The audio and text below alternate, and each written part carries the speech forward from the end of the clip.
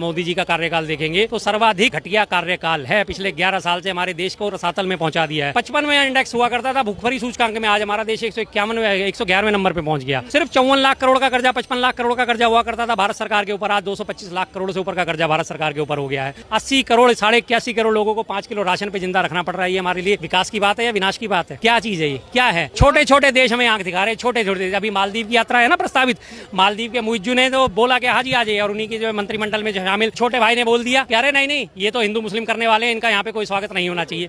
क्या हैसियत है उसकी मालदीव की? 5 लाख की आबादी, 5 लाख ये सारे चांदनी चौक में सारे दिन घूमते नजर आ जाएंगे आपको। इतना सा देश वो हमें आंखें दिखा देता है। बांग्लादेश की क्या हैसियत थी? 1971 में बांग्लादेश बना।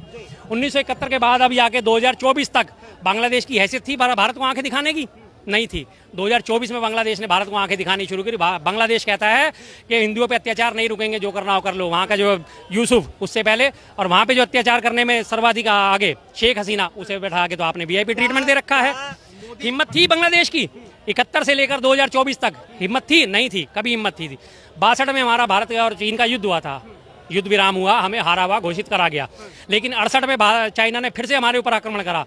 हमने 4 दिन के अंदर उसे धूल चटा के उसे वापस भेज दिया। 68 के बाद से 2019 तक चाइना की हिम्मत हुई थी भारत पे आक्रमण करने की? नहीं हुई। 2019 में उसकी हिम्मत हुई जब उसने गलवान घाटी में हमारे 19 सैनिक शहीद कर दिए, और उसके बाद से लगातार चाइना का आक्रमण हमारे देश में बढ़ता चला रहा है। क्यों? क्योंकि 2019 में आक्रमण होने के बाद, हमारे 19 जवान शहीद होने के बाद, हमारे मोदी जी ने क्या कहा? ना कोई आया है ना कोई घुसा है, 19 सैनिक ऐसे ही मारे गए।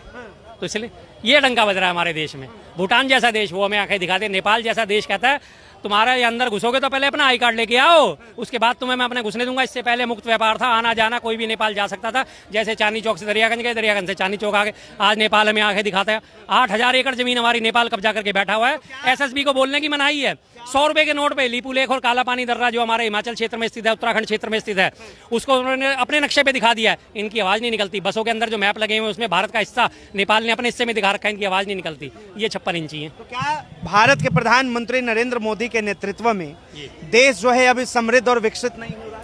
नहीं हो रहा सर। उनके मित्र समृद्ध हो रहे हैं, उनके मित्र विकसित हो रहे हैं। उनके मित्रों के कोरोना काल में संपत्ति याद करिए। 2019 में अडानी की संपत्ति कितनी थी? कुछ हजार करोड़, 1 या 1.5 लाख करोड़। आज वो 16 लाख करोड़ क्रॉस कर गई है। 5 सालों में कितना बड़ा विकास हुआ है। तमाम ठेके अडानी को जाते हैं, तमाम ठेके अंबानी को जाते हैं। विकास उनका हो रहा है। आम आदमी तो आज भी वही 5 किलो राशन पे जिंदा है। आम आदमी को क्या फर्क पड़ा है 4 ट्रिलियन डॉलर की इकोनॉमी का? बताइए। कहीं से 4 ट्रिलियन डॉलर की इकोनॉमी का आम आदमी को कहीं फर्क पड़ रहा है? कहीं उसे कोई फायदा मिल रहा है? कहीं उसके लिए पेट्रोल सस्ता हुआ, खाने का तेल सस्ता हुआ, आटा सस्ता हुआ, सब्जी सस्ती हुई, चीनी सस्ती हुई, घी तेल सस्ता हुआ, मक्खन सस्ता हुआ? कुछ नहीं। हर चीज लगातार महंगी हो रही है। लेकिन वो तो कहते हैं कि भैया लूटा तो 70 सालों में कांग्रेस ने है। पहले तो उनका ही मैथमेटिक्स गलत है कि 70 साल कांग्रेस है।